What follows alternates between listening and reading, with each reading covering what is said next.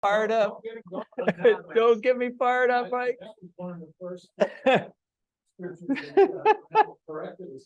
Yeah, all right. Hey, yeah, serious, like welcome. All right. So getting back to where we're at. So we are in the midst of 3 Sabbath controversies. So remember now, we've been in this now for 3 weeks, where the first Sabbath controversy was the healing of the man by the pool of Bethesda, where Christ declares himself to be God. He gives he gets a reaction from the Pharisees and the crowd. He provides his defense, and of course he provides his witnesses. And that's where we left off last time, right? Was that we're going to get the second of 3 successive Sabbath controversies. So Jesus isn't going to stop. He's just going to keep on, pounding this point home, and really showing the hypocrisy of the Pharisees and showing truly their character and showing truly who he is through these successive Sabbath controversies. So tonight, we may get to all 3, but we're at least going to cover the second one, okay? Now, let me read here from Matthew's account, and then again, things highlighted in yellow are where each one of the gospel writers has provided some additional info that's different, right? That's why it's helpful to actually study these as a unity of the gospel accounts.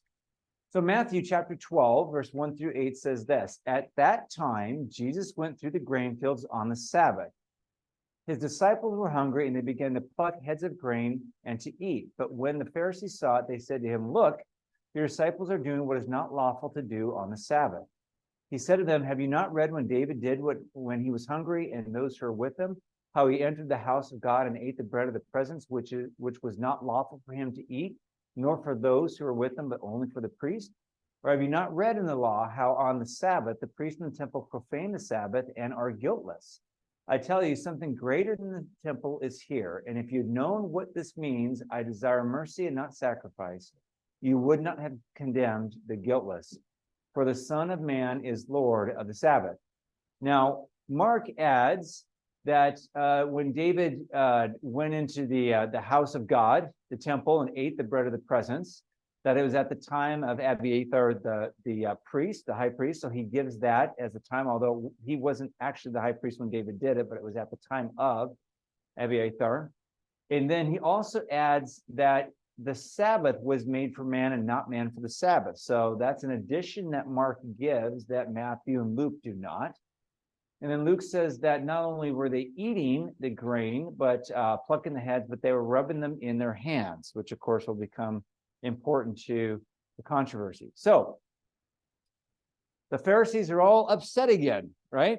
Because they're walking through the grain field and they're plucking the heads of grain off and eating them. All right. So now here's the setting.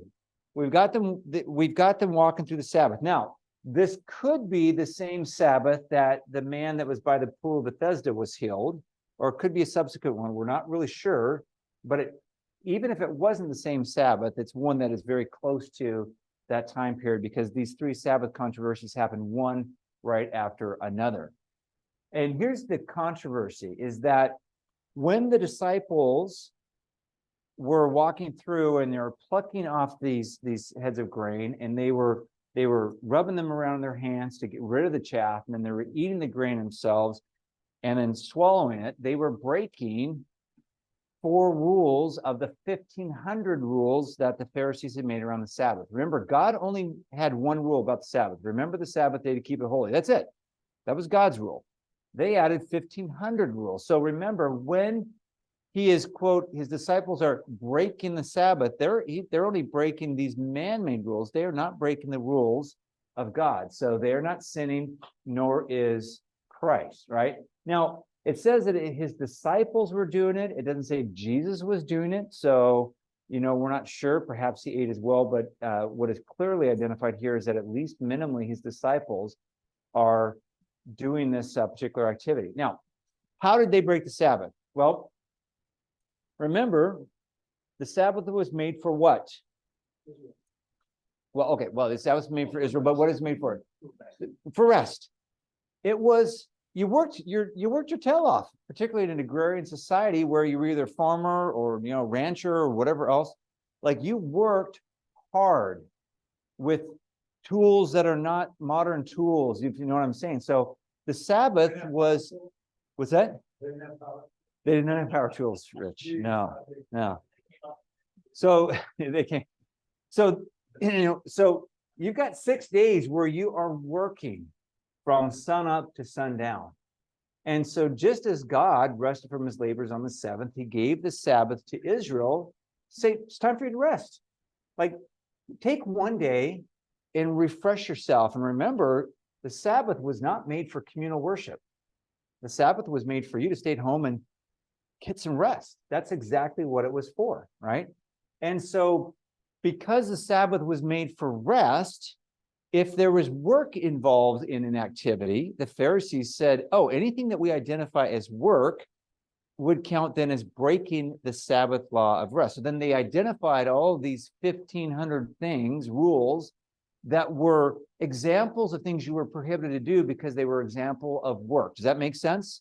So they took the principle of the Sabbath as rest, and then they said, how are all the different ways people could break that? And then all these things are prohibited. Well, so what they said here is this, is the reason why the disciples are breaking the Sabbath is because when they go through the field and they grab a stalk of grain and they pick off the head, you are reaping. Well, that's no different than you going out on Monday morning and grabbing your, the sickle and going out and getting the wheat or the barley and reaping it. Like, so you pulled off a head, therefore you're reaping and you haven't stopped working, right? So there you go. You've broken rule number one by pulling off a head of grain. And then the second thing is when, and again, this is where we have the account where it says that they rubbed it in their hands, right? Because you have to rub the head of the grain to get the chaff off, right? So that you expose the grain. So when they're over here rubbing it, then you're threshing. So, hey, it's just like you've got the wheat and now you're over here and you've got it on the floor and you're throwing it up in the air and you're beating it with stick. You're trying to get the grain separated from the chaff. So you're over here doing work, right? When you then take it, you rub it in your hands, you take and go to blow away the chaff.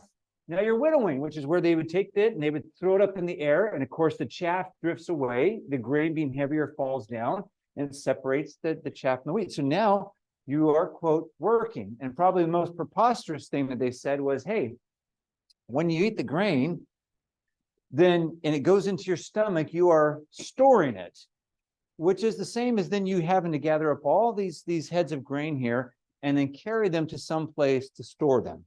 So by the very nature of picking off a head, rubbing it around, blowing it off, and eating, you're breaking the Sabbath. Does that all make sense where they came from this? Now, of course, that's not what God said.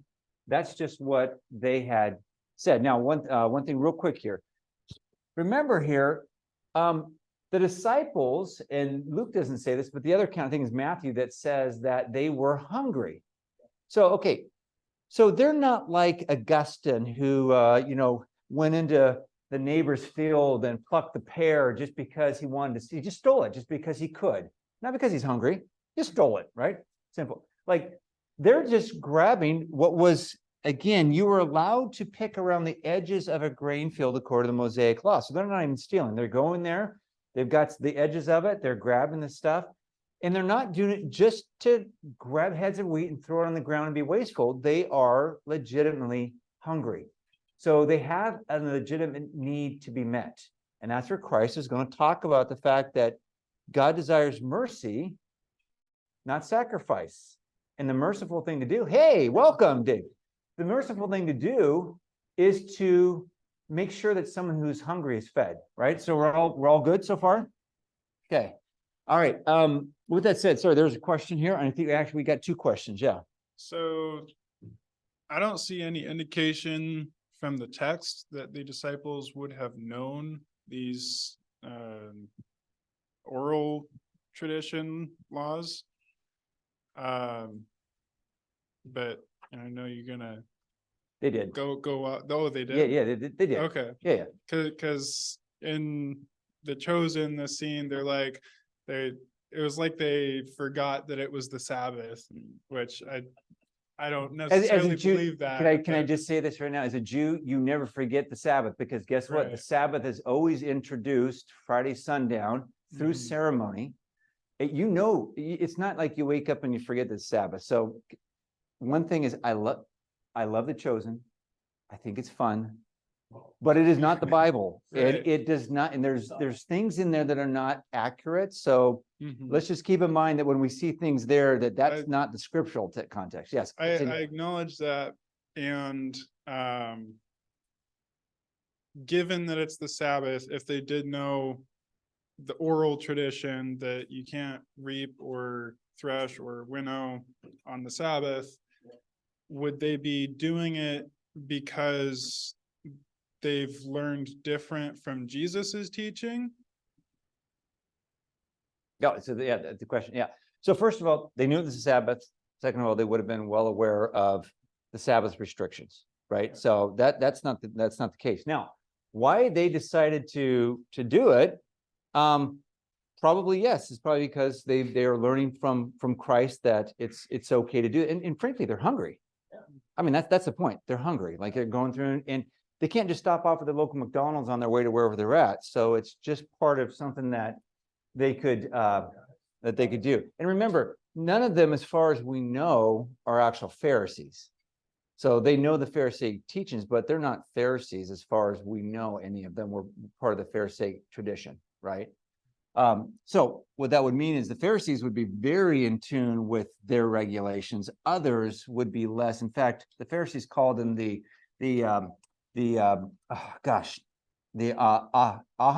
Ha'amoretz, the people of the land, means the Jews who are just the ignorant people. Like they're ignorant of God's laws, all of these thousands and thousands of stuff. Like they don't obey this stuff like we do. So because none of them, as far as I know, were part of the Pharisaic tradition. They probably didn't have a compulsion unless they knew that they were going to get in trouble to obey any of those specific laws. But again, we're not told why they felt the freedom to do that. So I'm just conjecturing now about why that's a possibility. They were hungry. Well, I know this is they're hungry, but why they would have ignored what they knew were clear laws? That's the question. Because there was an exception to the rule that if you're that you can't eat on the Sabbath. Yeah, I guess what Gray was just saying is that, yeah, but if they know that it's against the Pharisees' law, is there a different way to fulfill your hunger, like eating without having to do that action, like the action of having to take off the head of the wheat, rub it around, blow on it, and then eat it, versus having something that's already been prepared prior to the Sabbath, right? You'd prepare your food prior to the Sabbath. That way on the Sabbath, you couldn't light the fires, you couldn't do anything. You had to eat what had been prepared. That would have been an acceptable way to fulfill your hunger versus this. Somebody had to prepare it. Not the No, but you prepare before the Sabbath. You missed what I said. Oh, I don't think I- You prepare. So there is, from a Pharisaic view, there is an acceptable way to fulfill your hunger. This is not the way.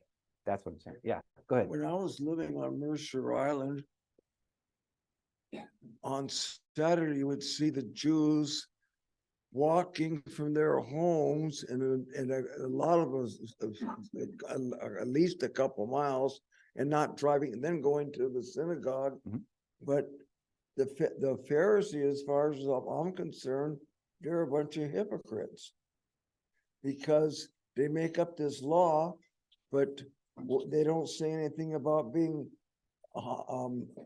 having somebody eat when they're hungry.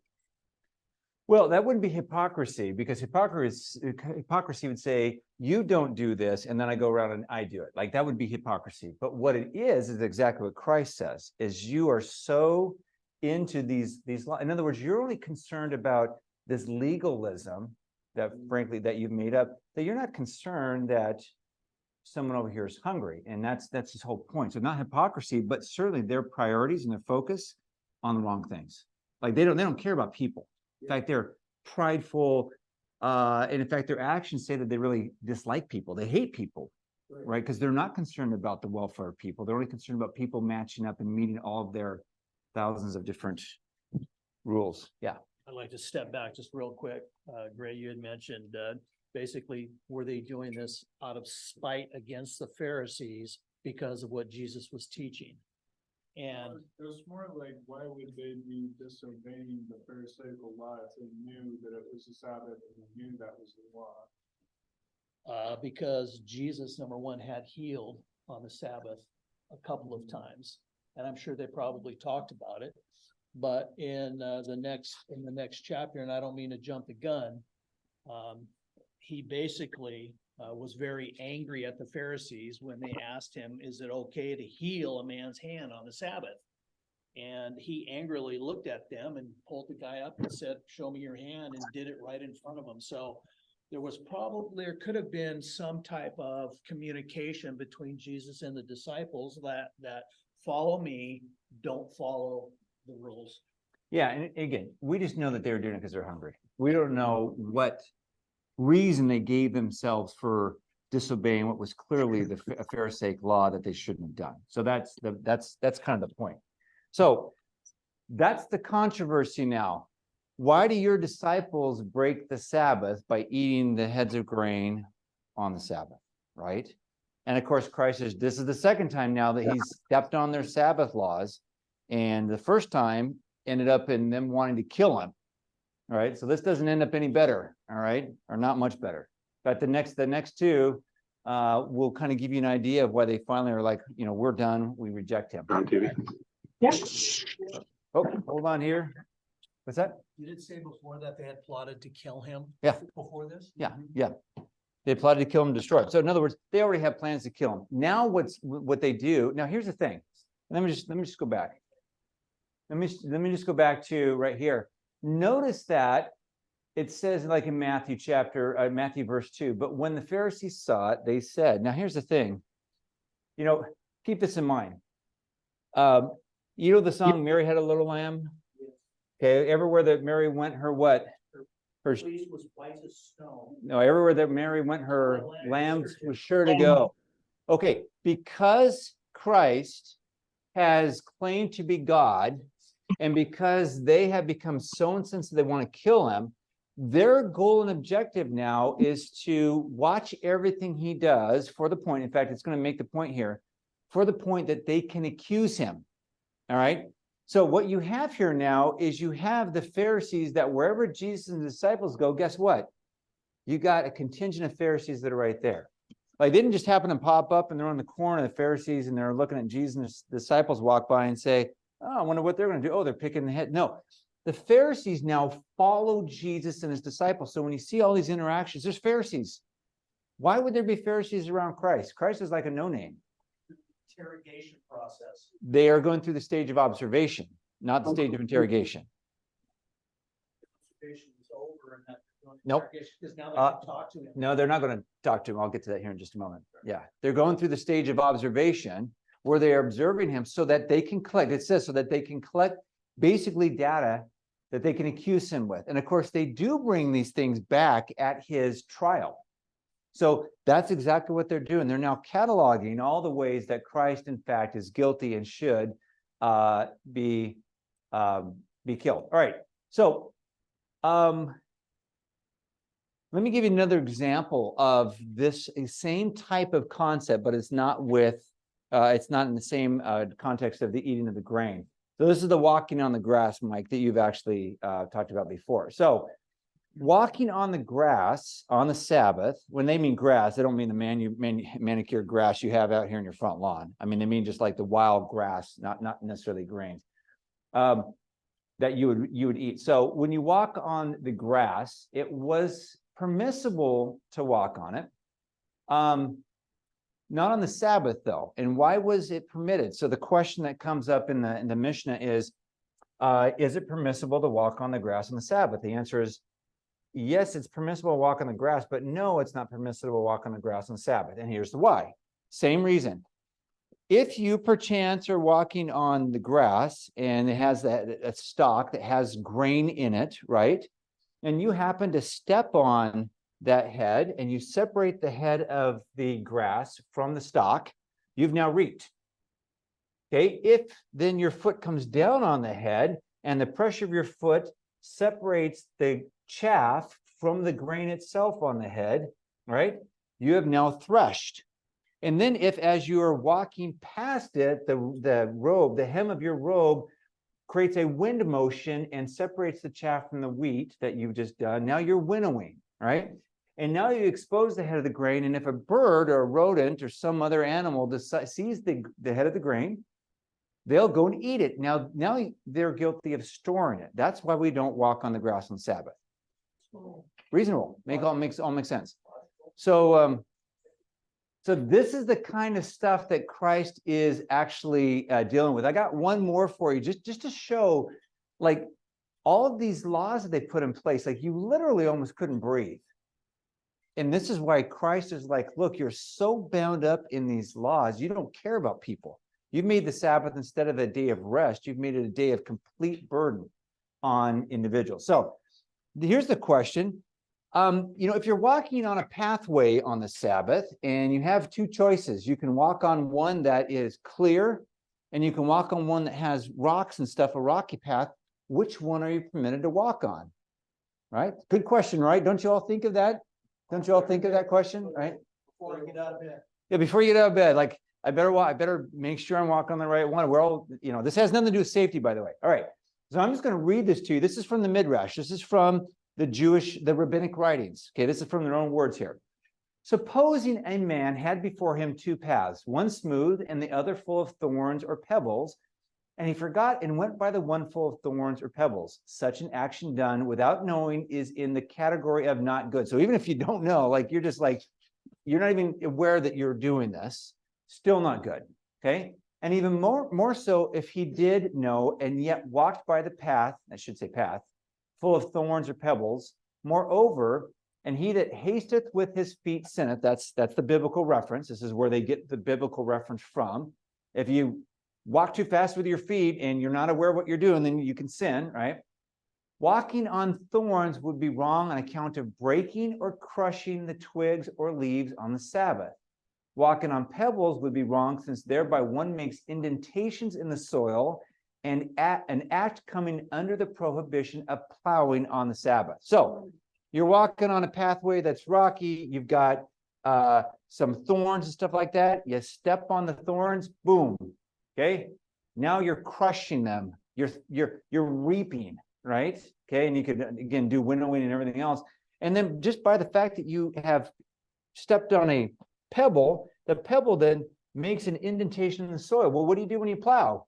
You make an indentation in the soil, right? You're just churning stuff up. So therefore, you plowed. Like, this is the ridiculous level that they were at. So when the controversies come up, we got to think of this, that Christ is basically saying, this is dumb. This is not what God intended on the Sabbath.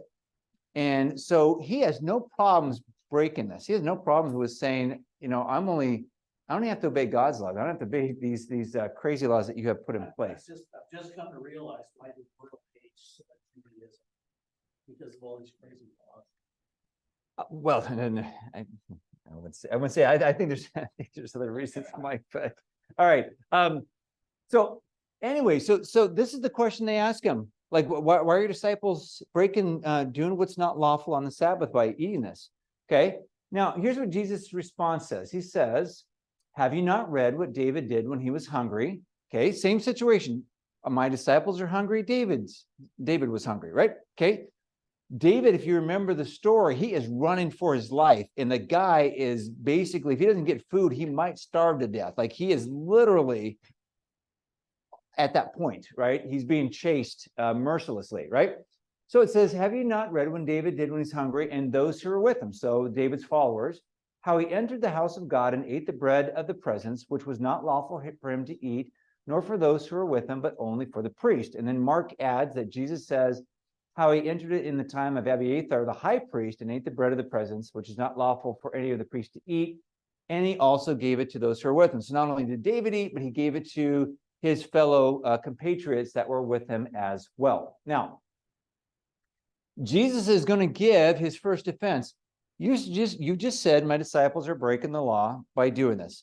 I'm going to explain to you why you're full of hot air. That's exactly what Christ is going to do. He's going to give defenses now as to why this is acceptable. And his first defense is to point to King David. Now, let's go back for just a moment let's read the section about King David, right? And then it'll hopefully make a little bit more sense, right?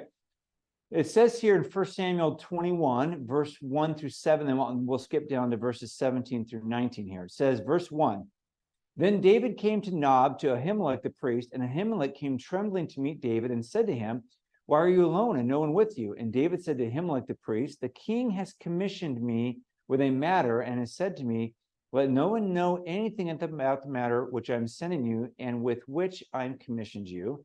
And I have directed the young men to a certain place. Now, therefore, what do you have on hand? Now, David's skipping him.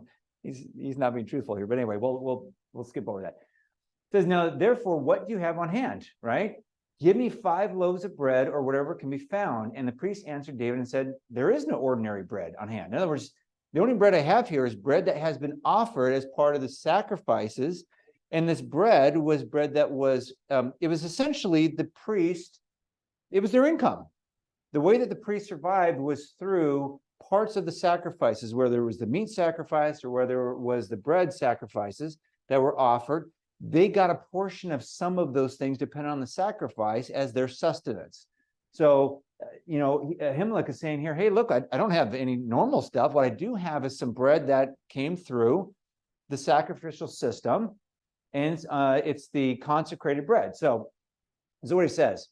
There's no ordinary bread in hand, but there's consecrated bread, if only the young men have kept themselves from women. Okay, great. I don't have any normal stuff, but I'll give you this other bread here as long as your men have been pure in their living. And David answered the priest and said to him, surely women have been kept from us as previously when I set out, and the vessels of the young men were holy, though it was an ordinary journey. How much more than today will their vessels be holy? In other words, David saying, hey, look, we've been running for our lives. We don't have time for women. We are not stopping off at the local place. So if we were holy before, we're definitely holy now because we're running for our lives, right? That's what he's saying, okay? So the priest Ahimelech gave him the consecrated bread, for there was no bread there but the bread of the presence, which was removed from before the Lord in order to put hot bread in its place when it was taken away. So in other words, hot bread's put there. When it becomes cold, it gets removed, and the new sacrifice, the new bread gets put on. So now you've got this bread that's been sitting there. It's what we call day-old bread, right? I got some day-old bread here. I'm not going to give you the hot stuff that's over here still on the altar, but I am going to go ahead and give you the stale bread, day-old, right? Okay. So now one of the servants of Saul was there that day, detained before the Lord, and his name was Doeg the Edomite, the chief of Saul's shepherds. So in the temple, Saul has one of his guys there. Just happens, to be there, opportunistic, right? Now Doeg is a servant of Saul. Well, Saul's trying to kill David. So Doeg doesn't like David, right? He doesn't like David at all. So he's an Edomite. He says, and the king said to the guards who were attending him, turn around. Okay, now we skip to 17. So Doeg's there, blah, blah, blah. Doeg sees all this stuff happens. He sees what goes on. He sees the bread issue, and he goes and reports it and everything else. So skipping down now to verse 17. Now this is the king. This is King Saul. And Chapter is that 17. 21 only goes to 21, 1 through 7, and that should be, I may have my reference there on that wrong. We'll see here. It might be 22, 17 through 19. I'll check it here in a second. 17 says, and the king said to the guards who were attending him, turn around and put the priest of the Lord to death, because their hand is also with David, and because they knew that he was fleeing and did not reveal it to me. But the servants of the king were not willing to put forth their hands and attack the priest of the Lord. So Saul says to his servants there, put all these priests to death, the priest of God. Put them all to death because they gave David this food, right? Then the king said to Doeg, you turn around and attack the priest, all right? So if these guys won't do it, you do it. And Doeg the Edomite turned around and attacked the priest, and he killed that day 85 men who wore the linen ephod. And he struck Nob, the city of the priests, with the edge of the sword, both men and women, children and infants, also oxen, donkeys, and sheep, he struck with the edge of the sword. So not only did he kill these 85 priests, but then he went out to the city and he just indiscriminately killed everything that he could find. That's Doeg the Edomite, really nice guy. Good brother-in-law, right? Invite him over for Thanksgiving, that kind of guy. So this is the text that then Jesus is referring to, and he's saying, hey, wait here just a second. What about David? David ate the bread from the temple, right? So, what about that? Now, here's what we know, right? It wasn't that ordinary non-priests were prohibited from eating the bread, but they were not allowed to just take it. It was the priest, it was for their sustenance. Now, the priest could, if they wanted to, take that and they could actually give that to whoever they wanted, right? Because it's theirs, it's for you to eat. So there was no restriction on them giving that bread. So when Christ says it wasn't permissible, what he means here is only that it wasn't permissible for David to go into the temple itself and take the bread, but it was totally permissible for Ahimelech, the high priest, to say, look, this bread's mine. I can give it to, it's supposed to be for me, but I'll give it to you and your men. So there was nothing wrong with David breaking that law. He wasn't breaking the Mosaic law. In other words, Christ is saying, hey, like this is your law, right? That David would be breaking. This isn't God's law because it never prohibited the priest from handing that bread out, right? Now, the rabbis, the Pharisees, never condemned David. So that's the key thing. They never condemned David for doing this action. Okay, so that's the one thing to keep in mind, because Jesus is going to say, hey, what about David? And if you don't condemn David, guess what? You can't condemn me, right? Now, the one thing here that Christ is going to do is he's actually going to logically put them, he's going to make this an impossible argument to defend against, because remember the Pharisaic laws, these rabbinic laws, they said it did not happen, but this is what they claimed. They claimed that these oral laws were given when? On Mount Sinai, when God gave the written law that we have in the Bible. So that was their claim. It didn't happen, but their claim was this is when these oral laws were there. Well, David came before or after that time? Way after that time. Okay. So what they can't claim is they can't claim that, oh, well, the reason why we're not condemning David is because he came before the oral law was given. No. He came after the oral law. So if David was not condemned as breaking God's law when he ate this bread, why are you condemning my disciples? Yeah.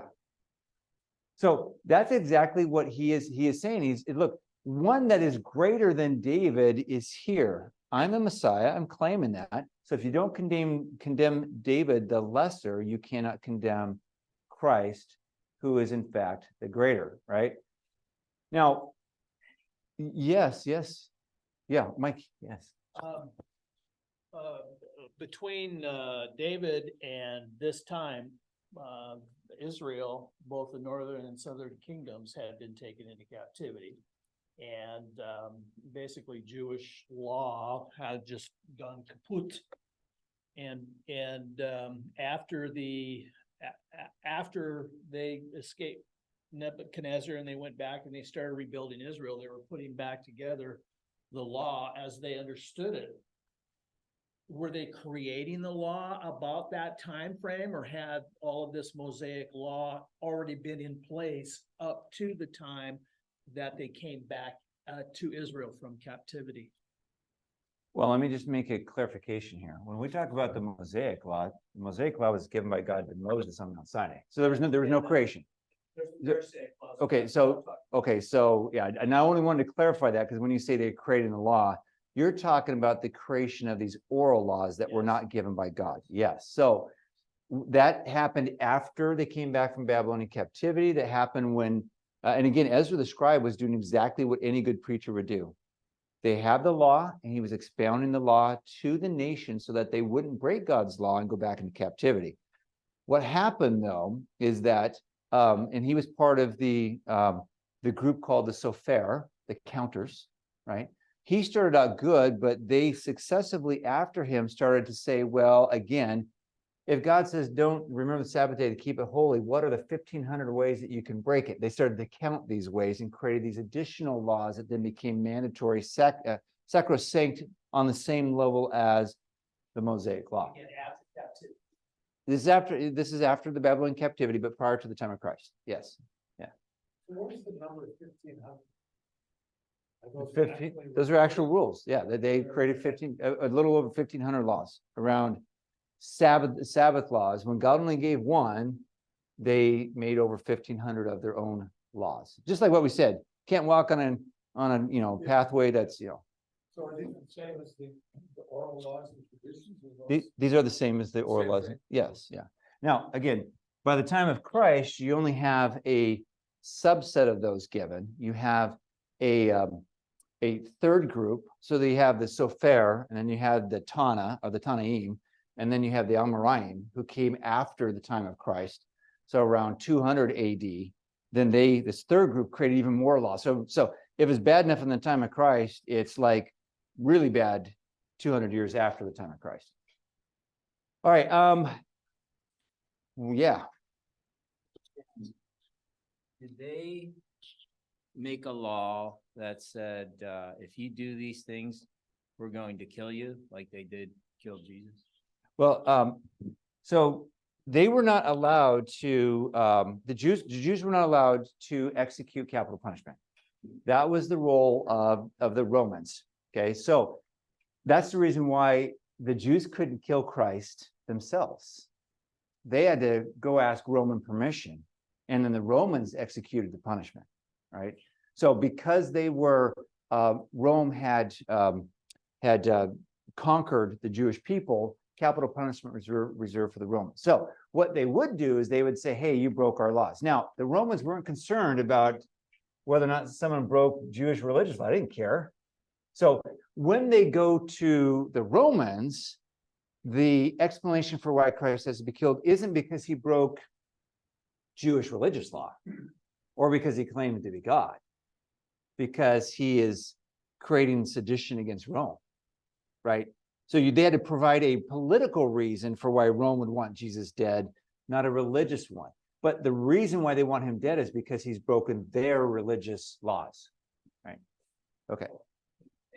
Yeah. Anyway, so this is the first one. One issue right here is that Jesus said that is Abiathar, who was the high priest when David ate the showbread, and the account in 1 Samuel says that it was Ahimelech. So technically, Ahimelech was the high priest. Abiathar came after that. So what is the resolution to that? Well, Holcroft basically provides what most theologians think is the correct way to resolve that particular issue.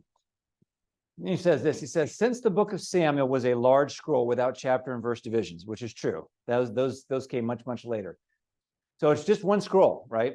Jesus identified the section by its most prominent character. So the section that this happens in, Jesus says, hey, here's the most prominent character. In the aftermath of David's visit, Abiathar, that should say Abiathar, not Abiathar, was the only high priest who escaped Doeg's massacre. So when David went there, it was Ahimelech, and Ahimelech then very quickly after that gets slaughtered by Doeg.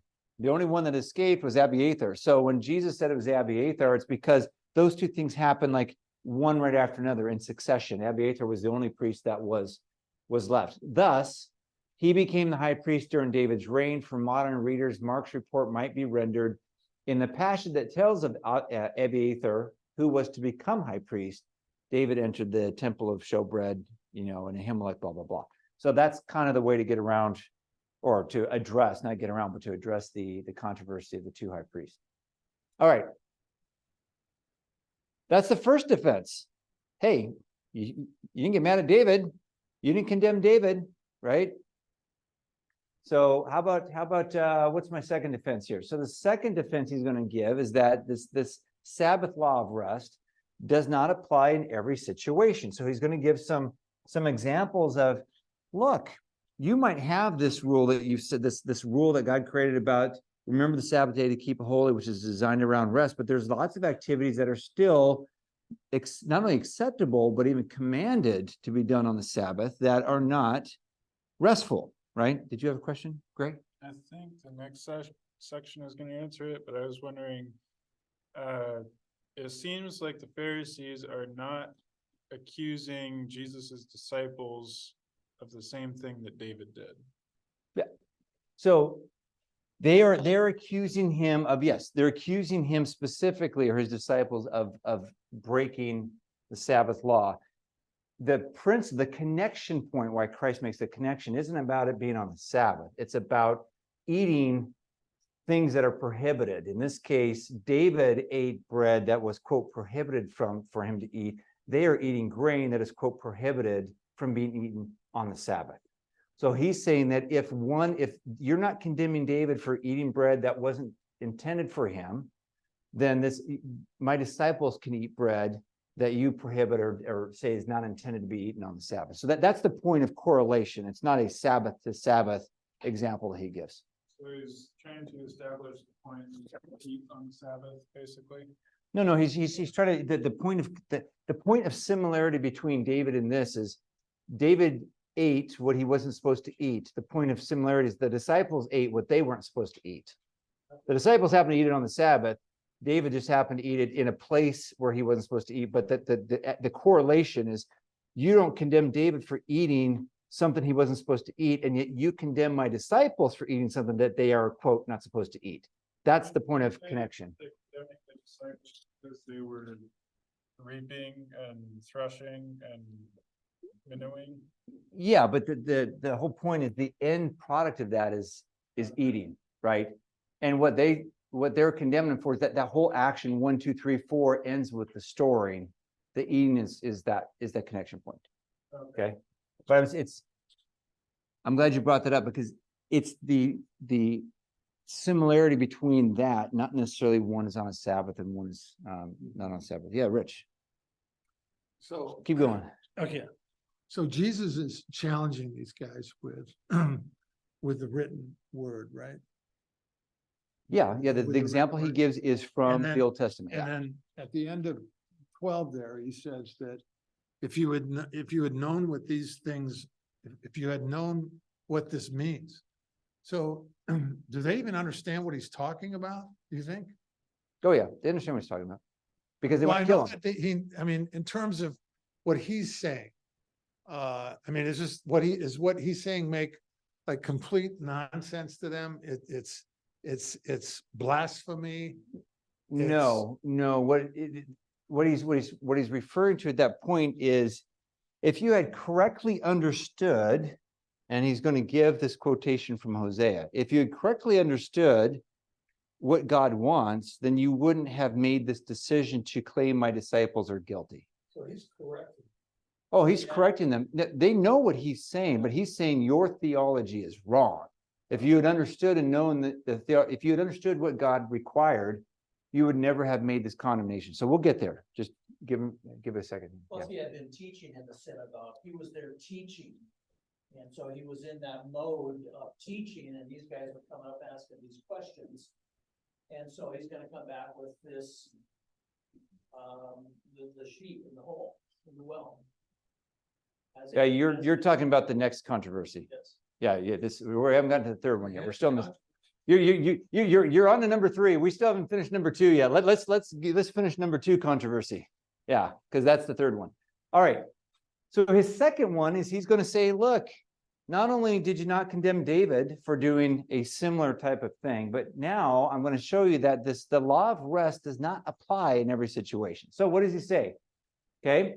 He says, or have you, skipping down to verse 5, or have you not read in the law? Now, this is the Mosaic law. This is not their oral law. Have you not read in the law how on the Sabbath the priest in the temple profane the Sabbath and are guiltless? Now, what's he saying there? They work on the Sabbath. Like, if the Sabbath is rest, guess what? They work. Not only do they work twice as hard, because there were some sacrifices that were doubled on the Sabbath. So what Jesus is saying is, hey, look, if in the Mosaic law, God said, remember the Sabbath day to keep it holy, and the way to do that is to rest, why are we condemning the priest who God commanded to actually be in the temple on the Sabbath, offering sacrifices and actually offering more sacrifices than they would have on a normal day? And in fact, if it was a feast day that the Sabbath was, it was even more sacrifices. So Jesus is saying, look, the priest, they work harder on the Sabbath than they do on any other day. And yet, guess what? You don't condemn that. You don't condemn these priests because God has said there are certain things that are not only permissible, but are what? Required. Required, necessary. Exactly right. This is where we're going. There are certain things that you're required to do. Okay. Okay. So that's what we have going on right here. Is Jesus said, now tell me about that. Give me a rebuttal to this. And of course, they can't. There's no rebuttal to that because it's clear from the Mosaic law that the priests are doing what God has commanded them. And it's clear that they are actually working harder on the Sabbath than not. So this then does not apply to every situation. You have taken this too far. To step on a thorn and crush it and to claim that that is work is taking this too far. All right? All right. Now, so we've got that, but even the Pharisees themselves in their writings, they even excluded certain things as being lawful on the Sabbath. So even by their own account, not even by the Mosaic law, but by their own account, they allowed certain things to be done on the Sabbath, like midwifery. If someone's given birth and it's on the Sabbath, guess what? Boy, she's in what? Labor. Like the woman is in labor. She's working harder than she probably works the rest of her life, right? She's in labor. And guess what? The midwife that's there has to be there, because if not, if you don't have the midwife, what happens to the baby? Many times, particularly back in the olden, that time, dies. Mortality rates are high. So midwifery was allowed. Circumcision was allowed. So in other words, if the 8th day of the child's life fell on the Sabbath, they must be circumcised because the law of circumcision was higher than the law of the Sabbath, right? So not only could you do midwifery, you could do circumcision. You had to be able to prepare a corpse because you were not allowed by the law to, the corpse had to be prepared in a certain way with certain types of timing allowed. So you couldn't just let the corpse sit there and rot. You had to prepare it, even if it was on a Sabbath, right? Even repair work in the temple was allowed to be done. So outside of the normal stuff, if you had to repair some stones or a door or whatever else, that was all allowed to be done, again, by these priests. And they allowed the saving of a person's life or a life of an animal. If an animal fell into a ditch and it was going to die, if you didn't pull it out, you didn't leave it till the next day, you pulled it out. So Jesus is going to say, look, you already allow stuff, and the Mosaic law allows certain things to be done. Things of necessity. These are all things of necessity that must be done. And guess what? Hunger is what? Necessity. We're hungry. You got to eat. So your foolish idea of like, just wait till tomorrow and hopefully you get your stomach fed. He's like, this is just nuts. Like, God intended you to eat. Eating is a necessity, even if that means it's on the Sabbath. All right. So he's given him 2 rebuttals. He's going to continue going down the road with this. And of course, this is what's going to just incense them and make them extremely upset. The third defense is that Jesus is greater than the temple. So keep the logic here, the logical argument Christ is making. You got to keep this in mind. He says, I tell you, right? So he's just gone, if you just go back here, he says, the law on the Sabbath, the priest in the temple profane the Sabbath. So he's given that. And then he goes on to say, and I tell you, something greater than the temple is here. So if it is okay for the temple, which is a holy place, if it's okay in the temple to do this, I'm telling you, the Messiah, he is here. And guess what? The Messiah is greater than the temple. So if these things can be allowed in the temple, the Messiah is greater than that. And I'm greater than the temple. And therefore, activities associated with the Messiah are also permissible on the Sabbath. Does everyone see how he's starting to build, right? He's trying to build madness in their minds. Yeah, and frankly, there's no rebuttal. Like they can't argue with at least point number 2 or 1, because they didn't condemn David and they don't condemn the priest, right? All right. Now the fourth defense, he says this. He says, and again, Rich, this is what you're talking about here. And if you had known what this means, I desire mercy and not sacrifice, you would not have condemned the guiltless. So what's his fourth point? Okay.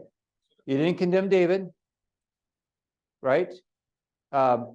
that there are certain things that are permissible on the Sabbath. The Messiah is greater than the temple, and you allow certain things to be done on the temple that are work on the Sabbath, right? And what's his fourth one? What's his fourth argument? Steadfast love, not sacrifice. Yeah, if you'd only known, listen, what he's saying is this, look, if you'd read your Bible, if you'd read the Old Testament, what would you have recognized that God says is important to him?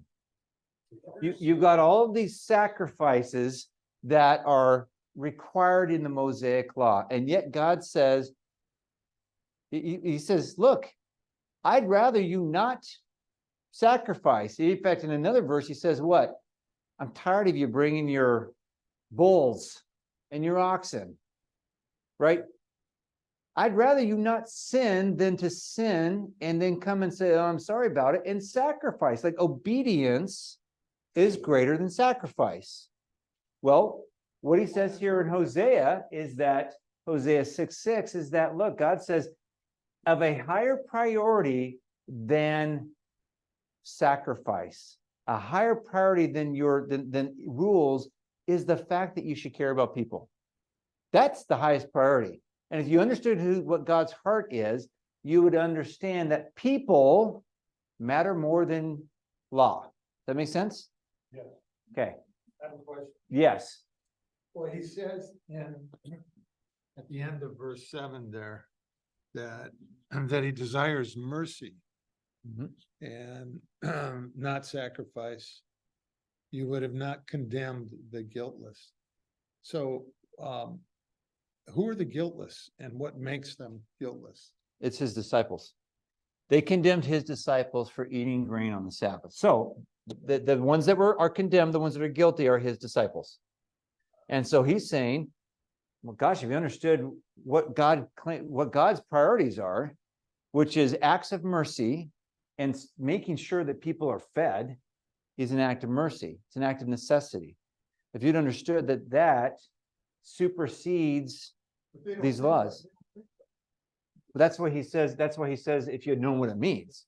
In other words, what he's saying is, you haven't understood Hosea 6:6. So because you haven't understood God's heart, which is mercy over rules, obedience over sacrifice, because you haven't understand who God is and that God cares, people are a greater concern to God than your man-made rules. And if you'd actually understood your Old Testament, you understood the heart of God, you wouldn't have condemned my disciples for doing something that is a matter of necessity or mercy, which is to feed. The mercy part of this is the simple fact that they're hungry. Yes, it's a simple fact that they're hungry. They need to be fed. They're hungry. Isn't that amazing? I mean, it would be like, if you woke up on the Sabbath. Actually, let's say sundown on Friday, when the first 3 stars are visible, right? That's when Sabbath begins. And your kid, you say, oh, no more eating. And they get up the next day, and nope, no eating. Sorry, we forgot to make something. We forgot to prepare. Daddy and mommy were lazy. We didn't prepare anything for the Sabbath. So you got nothing. And then guess what? 2 or 3 o'clock in the afternoon, your kid is starving. But they're like, no, sorry. We got to, I mean, that's exactly what he's saying. It's like, what kind of people are you? That you would take not God's laws, but you would elevate your own laws, and you'd be people that have no heart. You don't care about people. You just care about your laws. And this is what's going on. That's the picture. It looks like there's an application here beyond just, the story as it applies to the Pharisees and what's going on with the disciples. Well, it is. It's right there. What's that? What? It's Hosea 6:6. I mean, the application that Christ, I mean, he's I don't mean given for this. them. I don't mean for them. No, I'm talking about for I'm us. talking about for Yeah, us. that's what I've been trying to say. Yeah. So to them, this is an argument he's given to them to say you're full of hot air. But the application extends to us, because we can be the same way. We can be people that are so concerned about what people should and shouldn't do, that we don't care about acts of mercy. Right? Like we can become so incensed at people for how dare those people do that. And all of a sudden, we don't love those people anymore. We wouldn't lift a finger to help them if they were like, I mean, does anyone know what I'm talking about? Like you can get so angry at people for what they do, for the sinful actions they have, and you are not in any way loving towards them. In fact, you have got no thoughts of love. What you have is like, why don't you destroy those people? Look what they're doing. Am I just the only one who's ever had thoughts like that? And this is kind of what he's saying here. So if you want to know some application, Rich, the application is that we need to make sure that we have what God's heart is, which is Hosea 6:6. Even closer to home. Not so much, You just gave this back to me. You weren't done talking, all right? not so much just people that you see that you would hold in judgment and not have any mercy on, but I don't know. When I think about this, I can think of situations in my life with my family, you talked about this, the example of the kids, the mom and dad not preparing the food or the right food and the kids are hungry. I think a lot of this kind of thing can actually show up in a relationship with your wife, with my wife. Where I'm pointing a finger at her about one thing or another and just not showing her any mercy or consideration whatsoever. Yeah. And they were clearly merciless. Well, it is mercy. Yeah. And It's what? It's ego and it's pride. it's ego, pride, it's anger, it's bitterness. It's, you think of it like when I get this picture in my head, they're like shriveled up people that are like wagging a finger and they don't have any meat on them to hug somebody. Do you know what I'm saying? I mean, they're so dried up and shriveled with their anger and bitterness towards those lesser, like, how dare you? Like, I know they're looking at his disciples and thinking, you gotta be kidding me. Look at the sinners breaking the Sabbath. Remember, breaking the Sabbath, we talked about how important that was to them. Jesus' disciples are a bunch of dirty sinners to them. Jesus just got done hanging out with tax collectors and prostitutes. And how dare he hang out with them? And now look at his disciples. They just they're a bunch of lawbreakers. So yeah, Rich, that is what I'm saying, is that they are so angry at sinners.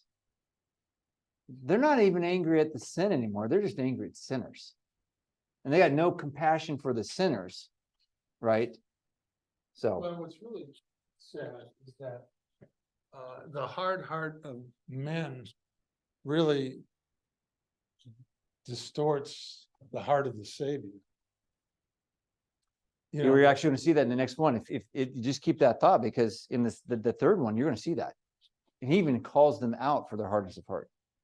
And so these all kind of go together. If you're looking for the application for us, I mean, he's using it as a condemnation for them, as reasons why they're not correct and why his disciples should be guiltless. But he's pointing out flaws that all of us struggle and deal with if we end up being pharisaical in our attitude and our approach to people, right? So, all right. So we got one more. We got one more here. So look, he's going to give 5 defenses, and they've got nothing to say. It just makes them mad. And when you've lost an argument, and you lost an argument, and there's nothing you can say, but you just like, just shake your fist and you'll walk away. There's nothing you can say because you've been beat. I mean, this is what's going to happen to them. They're just angry. Okay. He ends with saying, "For the Son of Man is Lord of the Sabbath." Okay, his 5th defense is, hey, as the Messiah, who's the one that created the Sabbath to begin with? God. And guess what I've just claimed multiple times in the past ones? I am who? God. So if God is the one that has created the Sabbath, and God is the one that can tell you what you can and can't do on the Sabbath, then as the Messiah, I have my disciples. I can tell my disciples what to do and not to do on the Sabbath. And they are not breaking the law that God set, which is, remember the Sabbath day to keep it holy. Nothing they're doing. So as the Messiah, I can tell you they're not breaking the law. That's the argument that he's making here. Does that all make sense? the Son of Man is Lord of the Sabbath, because as God, he has in fact created the Sabbath and has the ability to do that. All right. Now, the last one that we have here is pulled out in Mark. So Mark's the only one that includes this one, which is the sixth one, is that they have misunderstood what the Sabbath is for. They have not understood why God has asked them to do certain things, right? And believe me, I've got a little section here. We do this all the time too. So the Pharisees are just an example for how we as believers can do the exact same thing, right? So what does he say? And he said to them, the Sabbath was made for man, not man for the Sabbath. Now, remember, a few lessons back, what did we say? Remember, the Sabbath was the seventh day. And remember, we talked about the fact that they believed that, you know, the days of the week were sort of wedded together. Like Sunday had Monday as a spouse, Tuesday had Wednesday, Thursday had Friday. And the Sabbath is sitting there, goes to God and cries and says, woe is me, I've got no partner. I'm the odd person out. And so God said, oh, Sabbath, I'm so sorry about that. So guess what I'm going to do? I'm going to make Israel as your partner. So their Pharisaic theology was that Israel was created for the Sabbath. And Jesus says, that's just messed up. Because God gave the Sabbath to Israel as a means for them to rest. The Sabbath was created for their rest, just as God rested on the Sabbath himself, on the seventh day. And so you've totally misunderstood that. So if you think that Israel is to serve the Sabbath, instead of the Sabbath being a service to Israel, you've got the whole thing, you've got the cart before the horse, right? So I like what Veresput says about this. It says, Jesus' reply penetrates straight to the critical question of authority. Here was none other than God's final representative, and as such, he possessed a unique prerogative over the Sabbath. This is Christ being Lord of the Sabbath. Explaining what it was that the Pharisees had failed to grasp, Matthew closes the argument upon the climactic role for the Son of Man as Lord of the Sabbath. This first Sabbath controversy mainly concerns the issue of the authority of the merciful Savior by whose power the disciples could be declared guiltless. So, what do we have here then as a point of application? Right? 6 things that Christ has said that demonstrates that his disciples are not guilty. All right. Rich, this kind of goes to you want some application. This is another piece of application for you. Is that as believers, we create what Fruchtenbaum calls our own Christian Mishnah. The Mishnah is all of these Pharisaic laws that are not biblical. We do it all the time, right? And so we create them, and we do some of the same types of things, right? So we've talked about, previously in the past, how we create these laws. Christians don't do X. Sometimes Christians don't do X on Sunday, right? Or Christians don't do X period. And you're like, I don't know, that's nowhere in Scripture. But we believe God has said that. So when we participate in our own Christian Mishnah making, we're just as bad as the Pharisees are, especially when we condemn others for not obeying what we have created. Like if you want to put as guidelines for yourself or a way of living for yourself as something you want to do, that's fine. Just don't put them on others. And don't condemn them or think that they are somehow less sanctified than that. So what are some misunderstandings that Christians have over the Sabbath, right? Okay. The first one is that Sunday is the new Sabbath. Now that's just not true. The Sabbath is. Rich, I'm telling you, you can rake your lawn on any day. Because guess what? Because I actually was doing that. Yeah, that's what I'm talking about. That's the Christian Mishnah. Where it says that in the Mishnah. Yeah. So here's the thing. Here's where Christians have gotten this. I mean, first of all, and let me just give you a few items on this one. First of all, Sunday's never called the Sabbath. Guess what day is called the Sabbath, even in the New Testament? Right. Friday, sundown Friday to sundown Saturday. Sunday's never called the Sabbath. Sunday's always called the what? First day of the week. right? Yom Rishon, right? First day of the week. So that's what it's always called. Never called the Sabbath. It never replaces the Sabbath. We never have any indication at all that somehow after the death and resurrection of Christ, that now there has been a move from the seventh day of the week being Sabbath to the first day of the week. Nothing. That's just a Christian Mishnah where we've made Sunday the new Sabbath. Just it's not there, right?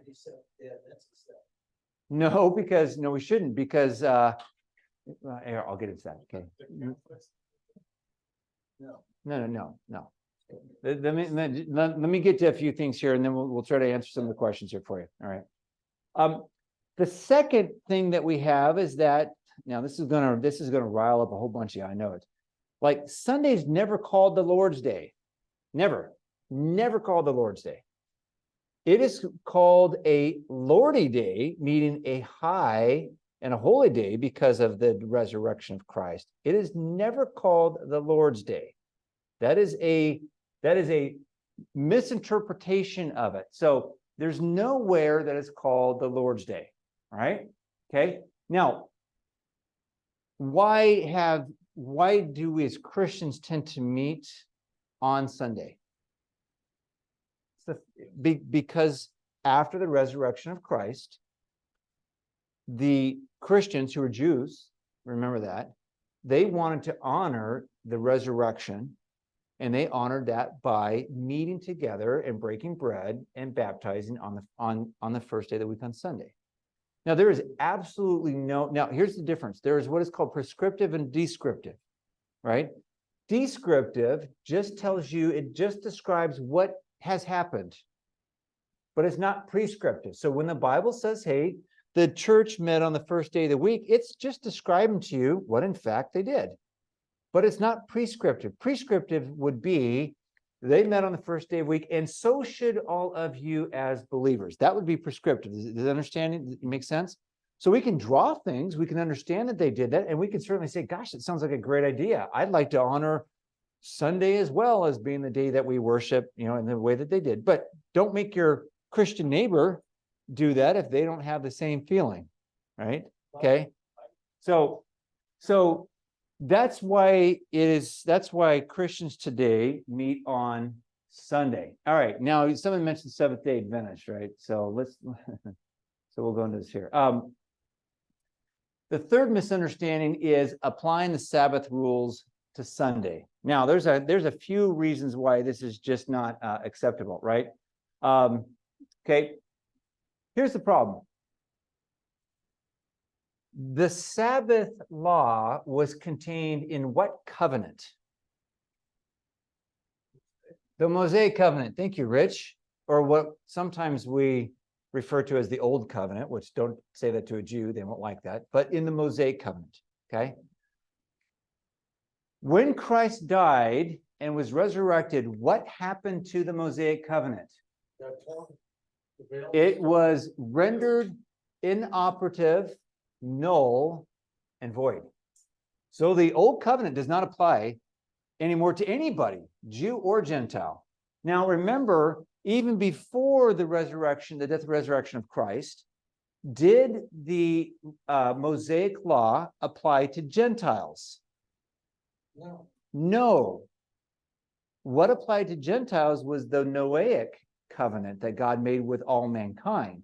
But the Mosaic covenant was only applicable to Jews or any Gentile who wanted to become part of the Commonwealth of Israel, right? But it never applied to Gentiles. So basically, the Sabbath didn't apply to Gentiles anywhere, no matter if it's the Old Testament or New Testament. So guess what? As a Gentile, you get a free pass card no matter what. So even if the Mosaic law was still operative today, which it is not, it still wouldn't apply to you if you're a Gentile.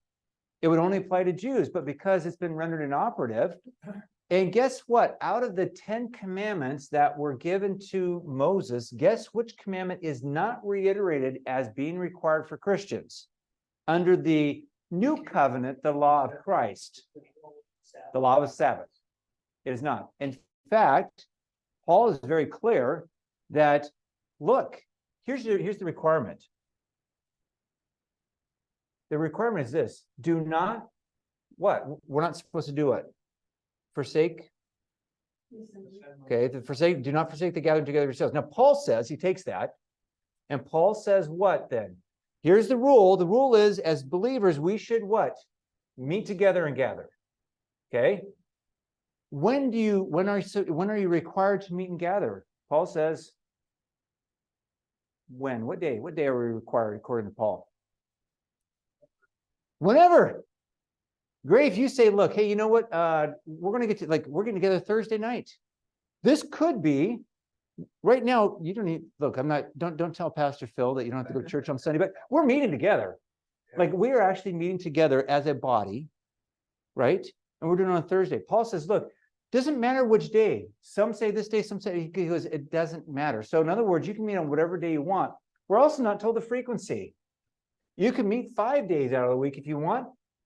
Now he says, don't forsake the New Testament says, don't forsake the gathering together, but we're not given an explicit command on how frequent. Now, again, that's where the descriptive part of knowing that the church met once a week helps us to understand what might be a good practice, but it's not prescriptive, right? You could meet every 2 weeks and still theoretically be in line because the New Testament doesn't tell us that, right? So that's the mistake that we have. All right. One more thing here. I know we're like right up to the time here. All right. What's that? Right up to the buzzer on this one. Okay. The fourth thing is making Sunday that mandatory day of worship. Now, I've already kind of just covered this here, but I want to give you that context. Remember, the Sabbath was never in the Old Testament a day of corporate worship, unless it was on a feast day or something like that. It fell on a feast day where you had to go, like, let's say, a Passover. Okay. It was never mandatory. It was never intended to be that way. In fact, the temple, the only place that you would have that corporate worship that you could offer your sacrifices was where? There's only one place, in the temple. So if you lived up in Galilee, guess what? You could not offer sacrifices in Galilee because that would be what considered the high places that were to be torn down. Remember, the Old Testament talks about these high places. You weren't allowed to do that. So if you were required to go and meet for corporate worship once a week and you lived in Galilee, this is what it looks like. You got to leave 3 days before the Sabbath. You get there on the Sabbath. You have to walk 3 days back to Galilee. And as soon as you get back to your home, you can't even change your clothes because you got to walk 3 days back to, so it was never intended that. In fact, you would not be resting at all. The Sabbath was intended for you to stay at home and rest. After the Babylonian captivity, when they started doing the synagogue worship, that's when they started to meet for instruction on a regular basis on the Sabbath. But that's because they had synagogues that were now being set up in different towns and locations that were very close to everybody. You could have synagogues all over the place. And because of that, then, when we get to the New Testament time, you see that the Jews were meeting on the Sabbath for prayer and for the biblical reading and instruction. But the mandatoriness of that was not based off of the Mosaic law, and it was not something that was done in the Old Testament, right? Okay, so just to make that point is we can't say, well, the reason for the Sabbath was for corporate worship. In fact, it was just the opposite. It's for you to stay home and rest. That's what it was for. Okay, so any questions about what I just said about the Sabbath? I know that I probably ruffled a whole bunch of feathers here on lots of different things, but let's get some questions answered here, or questions. Sabbath is no longer like required, or I guess never was required of us since we're Gentiles. And yet Jesus says the Sabbath was made for man, not man for the Sabbath. Mm. And Paul says all things, all scripture is profitable. Mm. So my take from that is, like, God did it, so it's probably good for us to do it in the same spirit of rest, like not necessarily holding the Sabbath, but having a time of rest like God had in that same spirit, I guess. So my question would be, how do you define rest as God defines it? Good question. Again, first of all, what I would say is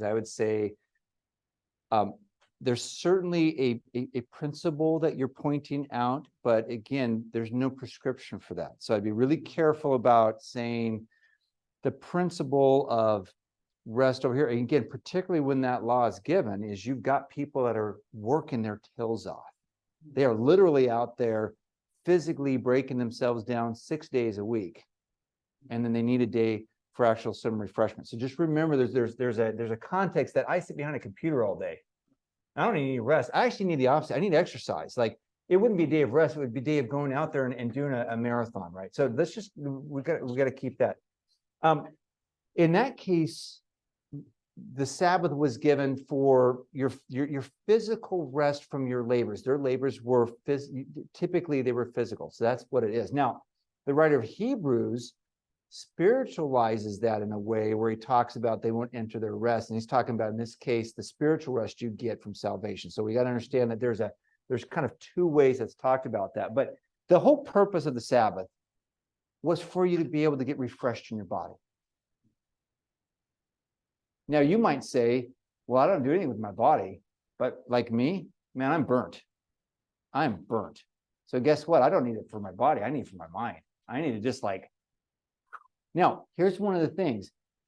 Even though it wasn't a corporate day of worship and you were to rest, you were still to rest and meditate on the reason for your rest. So this is where the theological, spiritual aspect of the Sabbath comes in. Because as you're sitting there on the Sabbath, resting, the question you ask yourself is, why on this day and not on the other 6 days do I not do work? Because God, who created everything,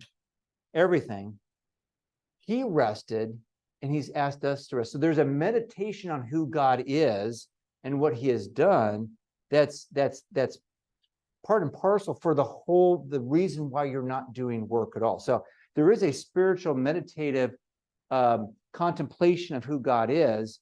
So there's a spiritual refreshing, but primarily it was for obviously the bodily refreshing, right? Spiritual refreshing, your Hebrews, chapter 4. Well, God promises rest to God's people. yeah, well, I don't think I think the rest there he's talking about more specifically is the rest of salvation, not necessarily the rest of spiritual contemplation, but that's what I would say. Yes, sorry. So I have a question, and that is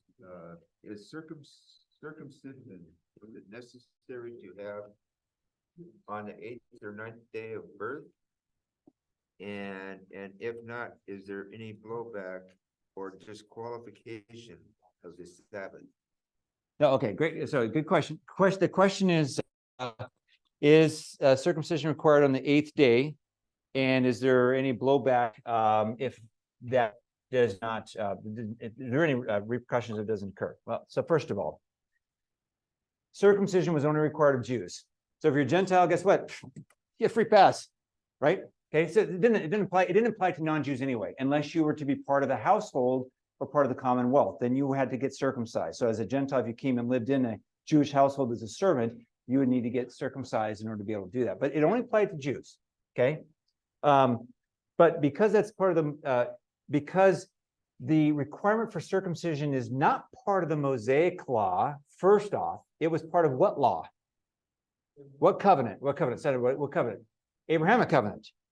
So the Abrahamic covenant is where God said the Jews need to be circumcised.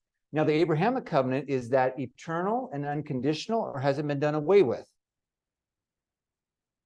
It's eternal and unconditional. The Mosaic law is temporary and done away with the death of Christ. So the Abrahamic covenant is still in effect. So if you are a Jew today, for the Jews, you are still under obligation to God for circumcision of the male on the 8th day. You're still under that. Now, as a Gentile, you're not. So that law is still applying. So if you are a believer, a Jewish believer, a Jew who has become a believer, or maybe unlikely, but maybe raised as a believer, it's possible, yes. Then yes, you are still under obligation to circumcise your sons on the 8th day, not because of the Mosaic law, but because the Abrahamic covenant is still in effect, and that requires you to do it. So What's the blowback? Well, I mean, the blowback is you're in disobedience. If you're a Jew today, forget if you're a believing Jew, if you're a Jew today and you don't do that, you're in disobedience to God, and God's going to hold it against you. If you're a believer who is a Jew, he's going to hold it against you because the Abrahamic covenant is still in effect. Does that all make sense? Yeah. Okay. All right. Yeah, Mikey. Yes, sir. You said that, or did you say that once Jesus came, the Mosaic covenant is abolished? No, I did not say that. When he died, that is what he paid the penalty, and now he inaugurated in his death and his resurrection, he inaugurates the new covenant. So the old covenant is only abolished with his death and his resurrection. Up until his death, the old covenant still applies. In fact, Christ himself is under the old covenant until his death and resurrection. So when Christ came and said, I didn't come to abolish the law, I came to fulfill the law. Mhm. So when he says it's not abolished, No, he didn't say, that's not what he said. what did he say? He said, I did not come to abolish the law, but I came to fulfill it. Okay. So what he's saying there, and I think I know what your question is. Maybe here, tell you what, let me let you finish in that way and make sure we get your Well, that question kind of, correct. it's just, to me, it seems counterintuitive to what you said, that the upon his death in the new covenant, the old covenant, the old law, the Mosaic law is abolished. And he said that that's not the case. I came to fulfill it. And I mean, there's still The word- laws, the word- thou shalt not kill. I would think that is still a law. But that's in because it's effect. repeated in the law of Christ. So here's the difference. So here's the thing. And I'll get back to, let me answer your second first and your first second. We are now under what Paul calls the law of Christ, which is different than the law of Moses. What is the law of Christ or the law of Spirit? He references it both ways. So the law of the Messiah, the law of Christ, or the law of the Spirit are those things that are explicitly called out to believers as requirements for Christian living.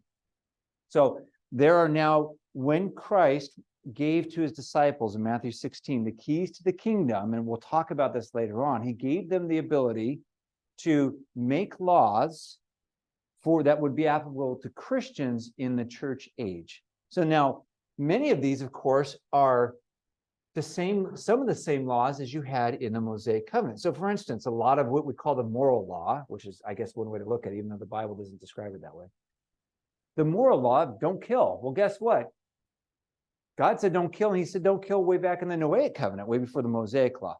So there are certain things that are the same in the Mosaic covenant that are same in the new covenant, but there are also differences. So we live under the new covenant, the law of Christ, and the things that are repeated, and all you have to do is look at like Romans. Take Romans chapter 1, the last 6 verses of Romans chapter 1, like I don't know, 29 through 35 or something, I think is what it is.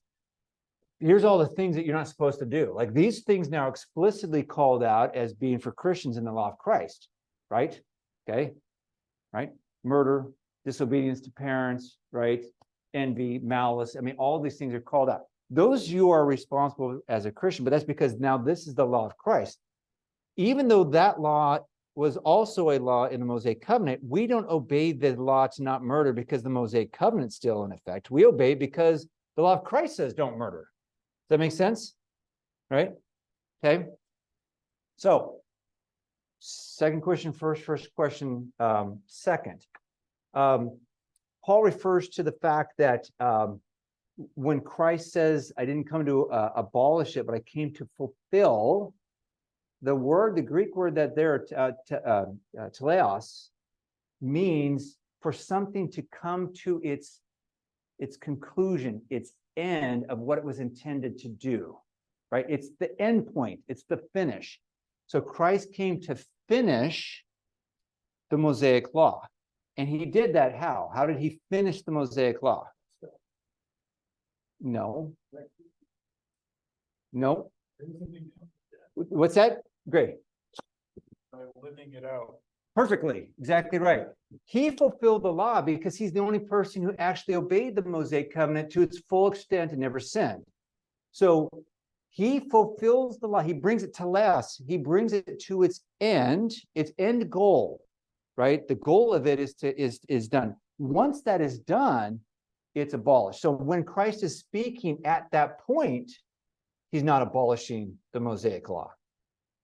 He's going to fulfill it at his death because he's lived a perfect life. At that point, then the Mosaic law is now abolished. Okay, does that make sense? So when he's saying that, that's prior to his death and resurrection.